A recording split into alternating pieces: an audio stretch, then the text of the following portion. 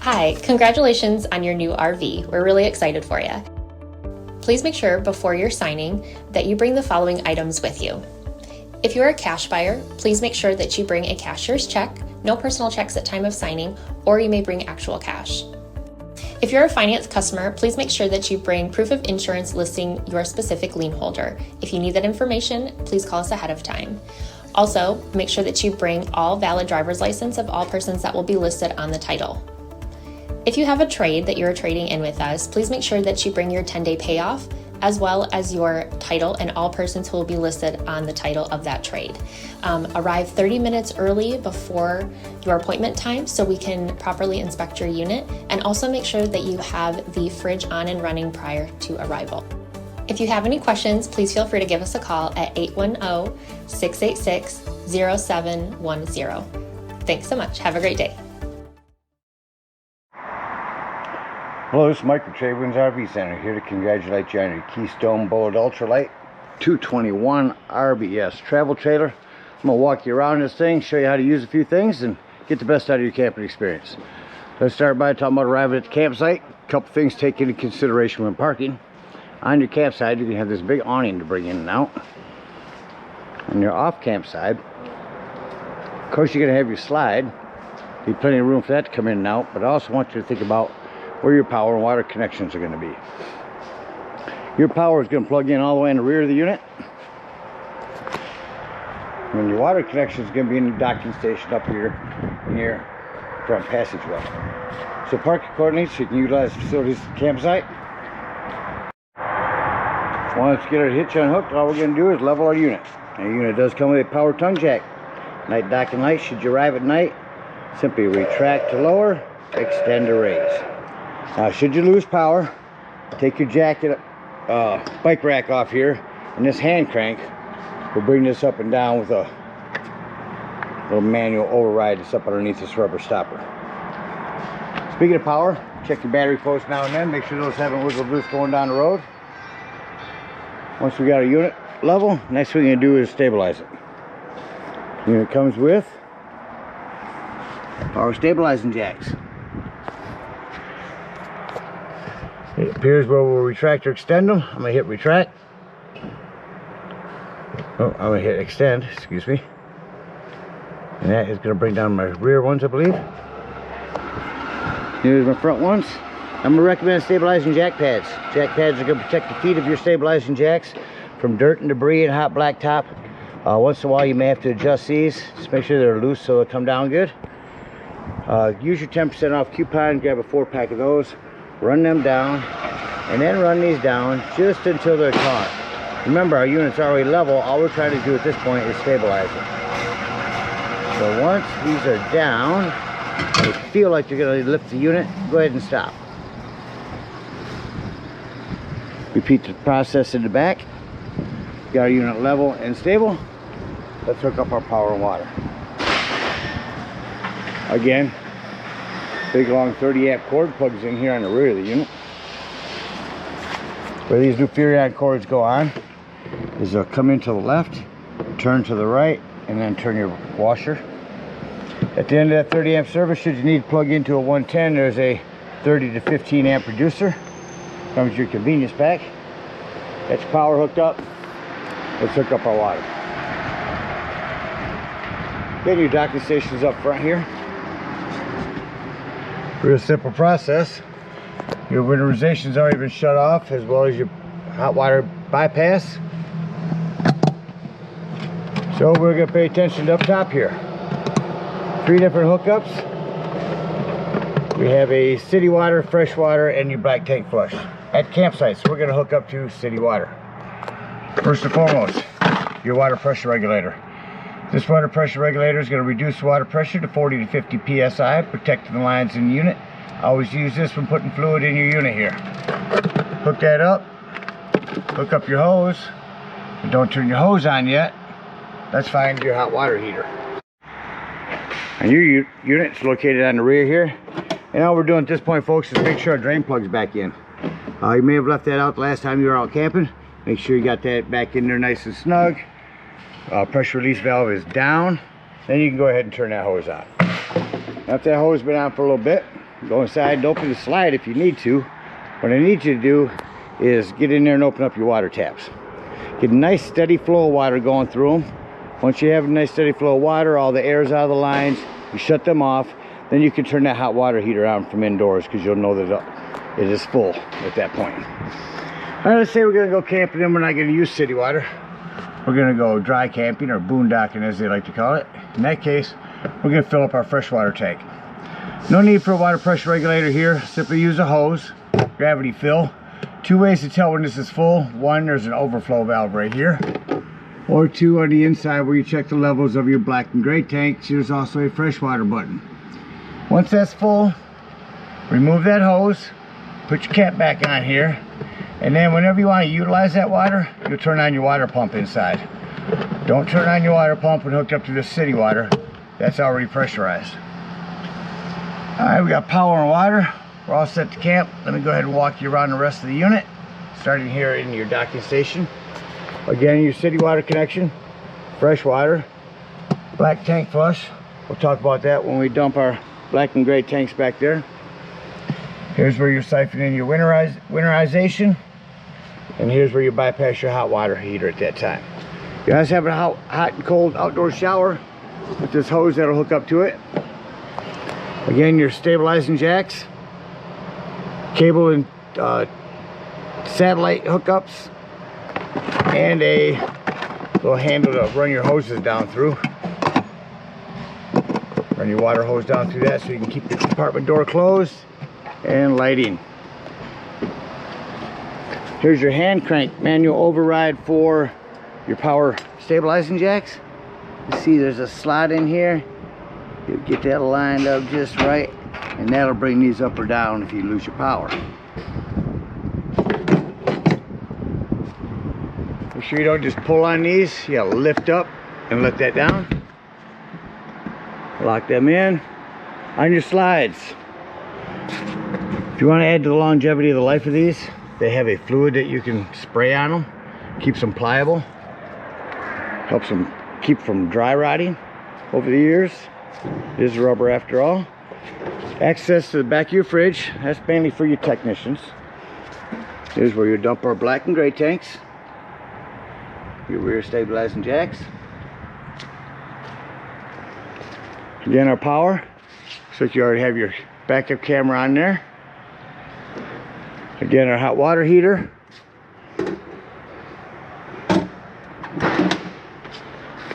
Turn you around on your awning. Picnic table's at that end. It starts raining. You want all the rain to come this way. You do have a pitch adjust. Simply pull down on that. And it'll tilt your awning this way for rainwater run. Continuing down your campsite. Underneath here, you can see them from here. Here's your low point drains behind your tire. A couple outdoor speakers. Your prep for TV, you got a bracket in the wall right here. You got a backer, you can put a bracket on. 110 and cable for that. Let's say fluid for your furnace. A couple things on that. Make sure you're never blocking it. And two, if you are running your furnace, steer clear of it. It does get hot. Continuing down your front side, you pass through storage with your hitch work. You have a docking light here. Turn that one out above overhead.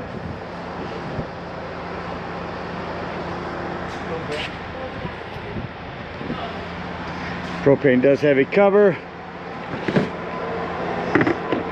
Again, to remove the entire cover, you have to remove your bike rack. But your regulator is there. Lefty loosey to open on these. You also have a battery disconnect. This will disconnect all the battery power to the unit. That'll come important later here when I talk about your carbon monoxide and propane detector. You're also prepped for solar. Solar will not run this unit. Solar will trickle charge your batteries. So plug in the solar panel right there. That'll trickle charge the batteries, keep them nice and fresh. And that about covers everything out here. There is a video on YouTube from Lippert on your jacket bike rack.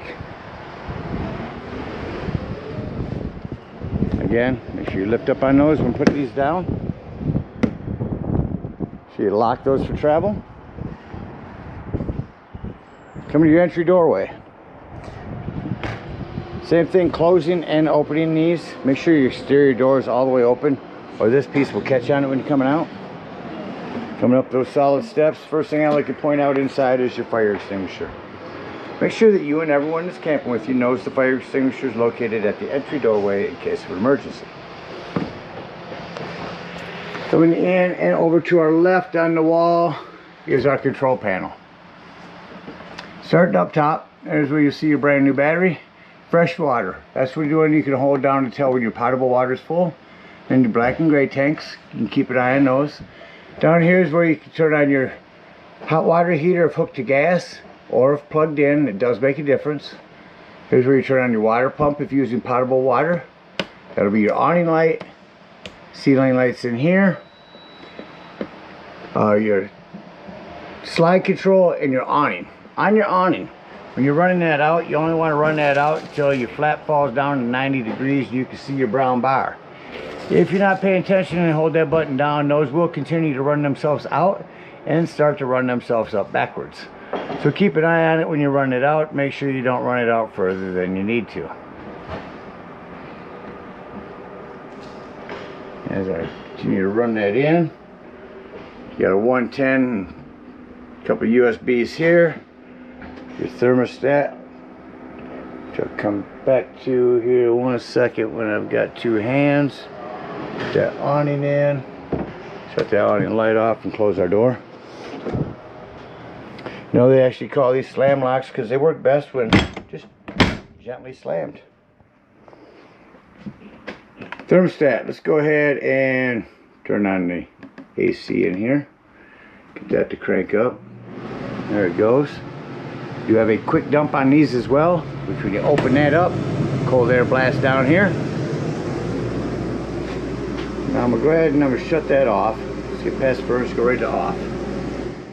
See how quickly that shuts off. Now I'm going to go to furnace.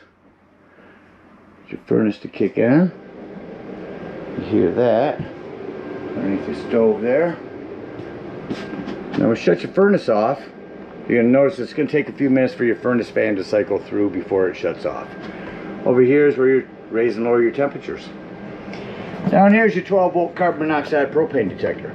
The reason I mentioned that's 12 volt is it's always running off your battery. So if you are out boondocking, dry camping, if you're going to be gone for the whole day, use that battery disconnect up front to keep this from running your battery down. Also here immediately left in entry at the floor is your breaker box and fuses. Handful of 15s, 110 and a couple 40s. Highly recommend having those with you when you go camping. Alright, now we'll hang it right and head into our kitchen area. Turn on an individual light. You got your big sink. Some plumbing to maintain. Keep an eye on your plumbing. It's mostly PEX nowadays, but you are bouncing a house down the road, so keep an eye on things. Make sure nothing's wiggled loose over time. Self-explanatory microwave. Below that, your cooktop has a light and fan, exhaust. This glass top here makes an excellent backsplash. Turn on your panel light. Turn this to light. Hit your spark. There's your flame. Same thing on all three. Shut them back off. Same thing on your oven. You'll turn this to light, which is your flame. Hit the spark down here. That will light it. No need for a pilot light anymore. And then just set it to the desired temperature. Take that panel light and rock it down. It becomes an oven light. See your furnace just shut off. So it does take a few minutes for that fan to cycle through. A pop-up power port. 110s and USBs you can tuck away. TV here and your sound system. Turn on your sound system here. I don't know if we'll pick up much inside this metal building. I'll do a quick scan. AM, FM, Bluetooth, USB port,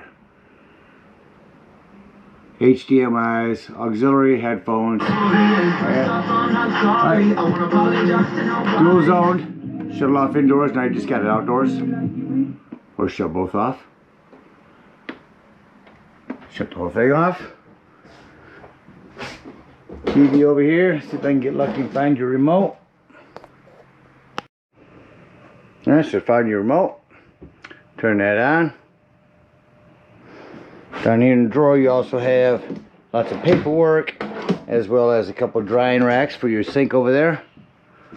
You will have to go to your menu, go over, to channels, and go to an auto channel search. Hit your antenna and that will run wherever you're locally at. This does come out of swivel, so you can pull it out. Let me use my other hand real quick. You can pull this out and swivel it around so you can watch it from the bed. Cable 110 up there. Make sure you tuck it away for travel.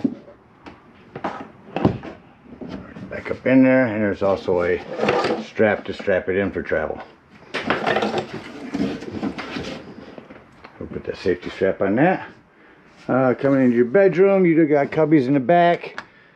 It was initially designed for people with CPAPs, but handy for us with 110s and USB ports. You have storage up underneath your bed here as well.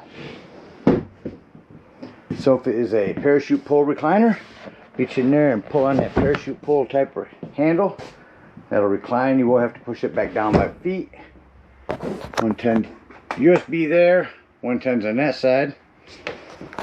Great place for your remotes, but you know they'll never stay there. You also have storage in your arms as well. Dometic fridge. We're going to open this up and go up top here. Turn this on. It's on auto right now. This button is pushed in. Auto means when you're plugged in, you're running off electricity. As soon as you're unplugged, you're on gas. Or lift up on that button. Now you're on gas. If your gas were low, that check light would come on.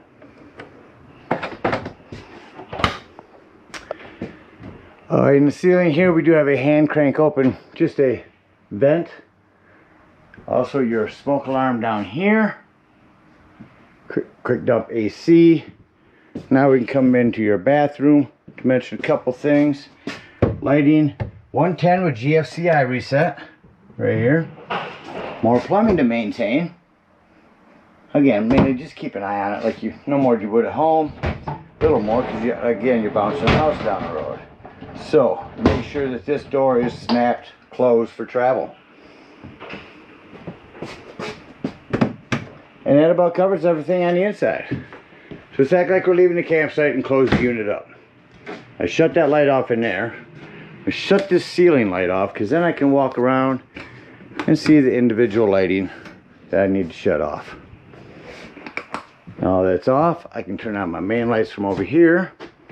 Oh, where's my control panel again? And say doors and drawers.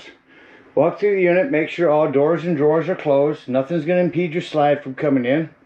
Everything's tucked away nice. They're not just closed. Make sure that they're in a snap closed position. Especially these drawers here, as this is going to utilize that slide. Going to utilize every inch that it can. Glide room in.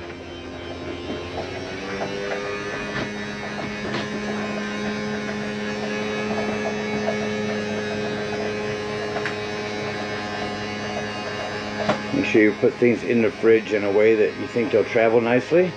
Same thing in your cupboards.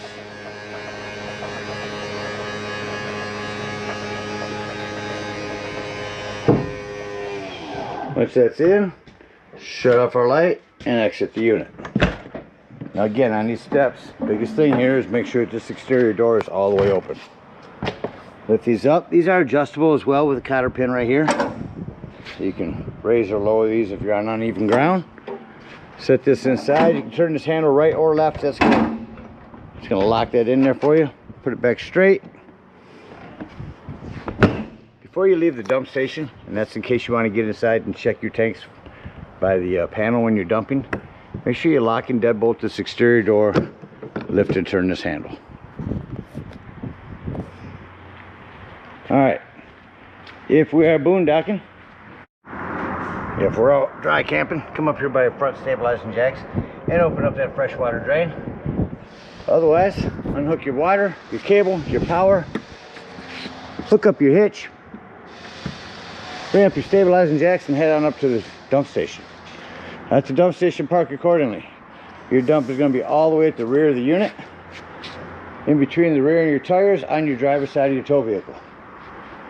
Once you arrive, you got a 10-foot hose, comes with your convenience pack.